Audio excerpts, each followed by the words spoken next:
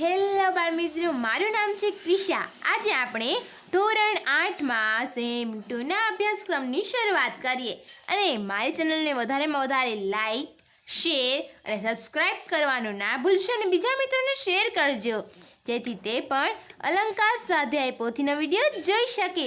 તો ચાલો બાળમિત્રો, આજે આપણે ધોરણ 8માં વિષય સંસ્કૃતના અભ્યાસની શરૂઆત કરીએ. પાઠ છે ત્રીજો, પહેલિકા. તેમાં જોઈએ પ્રશ્ન નંબર 1, વિકલ્પો. પહેલામાં આવશે બી, બીજામાં આવશે ડી, ત્રીજામાં એ, ચોથામાં સી, પાંચમામાં એ, છઠ્ઠામાં બી, સાતમામાં સી, આઠમામાં એ, નવમામાં ડી, દસમામાં બી, 11મામાં સી, 12માં ડી, 13માં બી, 14મામાં ડી. પ્રશ્ન નંબર 2, ખોટા અર્થ પર છેકો મારો. પહેલામાં આવશે સાપ, જવાબ. બીજામાં સતત, ત્રીજામાં સ્પષ્ટ બોલનાર, ચોથામાં દર, પાંચમામાં મુખ વિનાનો, છઠ્ઠામાં જાય છે, સાતમામાં વીંટી અને આઠમામાં આવશે છાશ. પ્રશ્ન નંબર 3, સમાનાર્થી શબ્દ લખો. પહેલામાં નેત્રમ, બીજામાં બ્રહ્મા, ત્રીજામાં વદનમ, ચોથામાં ધરા. પ્રશ્ન નંબર 4, સંસ્કૃતમાં વિરુદ્ધાર્થી શબ્દ લખો. પહેલામાં મૂર્ખ, બીજામાં શુભ સુલભમ, ત્રીજામાં વર્ધતે, ચોથામાં પુષ્ઠતઃ. પ્રશ્ન નંબર 5, ખરા અથવા ખોટાની નિશાની કરો. પહેલામાં ખરું, બીજામાં ખોટું, ત્રીજામાં ખોટું, ચોથામાં ખોટું, પાંચમામાં ખરું. પ્રશ્ન નંબર 6, સંધિ છોડો. પહેલામાં ચતુર્શન પ્લસ ન, બીજામાં પર્વત પ્લસ અગ્રે, ત્રીજામાં ચતુઃ પ્લસ મુખમ, ચોથામાં ભોજન પ્લસ અંતે. પ્રશ્ન નંબર 7, સંધિ જોડો. પહેલામાં કાકોડ્યમ, બીજામાં સમુદ્ર ન, ત્રીજામાં ચૈવ અને ચોથામાં સાક્ષરઃ. પ્રશ્ન નંબર 8, ખાલી જગ્યા પૂરો. પહેલામાં બ્રહ્મા, બીજામાં તક્કમ, ત્રીજામાં પાદરહિતઃ, ચોથામાં વાયુ વેગેન અને પાંચમામાં દુર્લભમ. પ્રશ્ન નંબર 9, બંધબેસતા જોડકા ગોઠવો. પહેલામાં સી, બીજામાં એ, ત્રીજામાં ડી. પ્રશ્ન નંબર 10, નીચે આપેલા ગુજરાતી વાક્યો શબ્દોને સંસ્કૃતમાં લખો. પહેલામાં ભોજનાનો, બીજામાં અમુખમ, ત્રીજામાં પદ્મેકમ, ચોથામાં મુદ્રિકા, પાંચમામાં દૂરગામી, છઠ્ઠામાં વૃષારૂઢ. પ્રશ્ન નંબર 11, ઉદાહરણ પ્રમાણે કરો. પહેલામાં અશ્વ તો અશ્વારૂઢ, ગજ તો ગજારૂઢ, વૃક્ષ તો વૃક્ષારૂઢ. બીજું શબ્દમ તો શબ્દમેકમ, વાક્યમ તો વાક્યમેકમ, ગીતમ તો ગીતમેકમ. ત્રીજામાં દીન તો દીનાનો, નિશા તો નિશાનો, વર્ષા તો વર્ષાંતે. ચોથામાં રથ તો રથાગ્રે, વૃક્ષ તો વૃક્ષાગ્રે, કર તો કરાગ્રે. પ્રશ્ન નંબર 12, નીચે આપેલા પ્રશ્નોનો ઉત્તર ગુજરાતીમાં લખો. પહેલામાં આવશે એક ચક્ષુર્ણ પહેલિકા નો ઉત્તર સૂચિકા એટલે કે સોય છે. બીજામાં આવશે બળદ પર ભગવાન શંકર સવારી કરે છે. ત્રીજામાં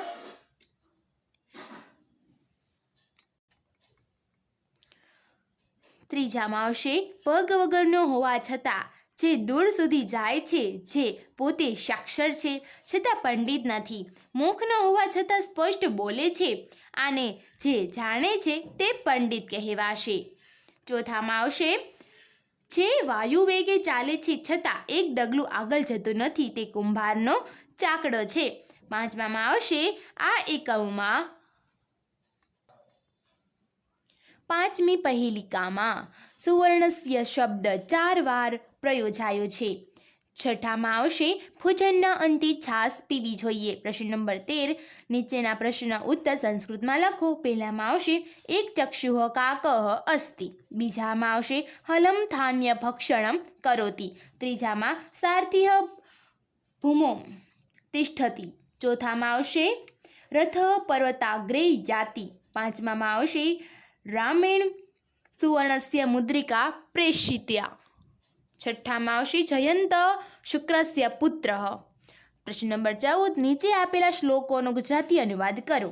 જવાબ આવશે પહેલામાં એક આંખવાળો હોવા છતાં કાગડો નથી, દરમાં પ્રવેશે છે પણ સાપ નથી, વધે છે ઘટે છે પરંતુ સમુદ્ર નથી કે ચંદ્ર નથી.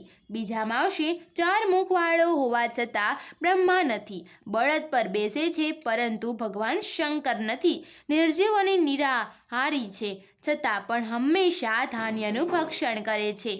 ત્રીજામાં આવશે રથ પર્વતની ટોચ ઉપર જાય છે જ્યારે સારથી જમીન ઉપર ઊભો રહે છે. પર્વત વેગે ચાલે છે, એક ડગલું પણ આગળ ચાલતો નથી. ચોથામાં આવશે હે માતા સીતા, ઉચ્ચ કુલના શ્રેષ્ઠ પરિવારના ભગવાન રામે ચળકતા રંગની સોનાની વીંટી તમારા માટે મોકલાવી છે. પ્રશ્ન નંબર 15 સુંદર અક્ષરે શ્લોક પૂર્તિ કરો. પહેલું ભુજનાન્તે ચ કિમ પેયમ જયંત કસ્ય વેસુતઃ કથમ વિષ્ણુ પદમ પ્રોક્ત તક્ર શક્રસ્ય દુર્લભમ. બીજામાં આવશે અબ્દો દુર્ગામી ચ સાક્ષરો ન ચ પંડિત અમુક સ્ફુટ વક્તા ચ યો જાનાતિ સ પંડિત. પ્રોજેક્ટ વર્ક નિરોગી રહેવા માટેના વિવિધ ભાષાના અને સ્થાનિક સુવાક્ય લખો. જોઈએ પહેલું સ્વાસ્થ્ય વિનાનું જીવન એ જીવન નથી. બીજું પહેલું સુખ તે જાતે નડ્યા. ત્રીજું હેલ્થ ઇઝ વેલ્થ. ચોથું અજીર્ણ ભોજનમ વિષમ. પાંચમું આહારે વ્યવહારે વ સ્પષ્ટ વક્તા સુખી ભવેત. છઠ્ઠું આંખે ત્રિફળા દાંતે લૂણ પેટ ન ભરીએ ચારે ખૂણ. તો બાળ દોસ્તો આ સાથે આપણો ત્રીજો પાઠ પહેલિકા તે પૂરો થાય છે. અને આવા જવા અમારા અવારનવાર વિડીયો જોવા માટે મને કોમેન્ટ કરીને જરૂરથી જણાવજો. તો આવજો બાળ દોસ્તો, ફરી મળીશું નવા વિડીયો સાથે. ત્યાં સુધી આવજો.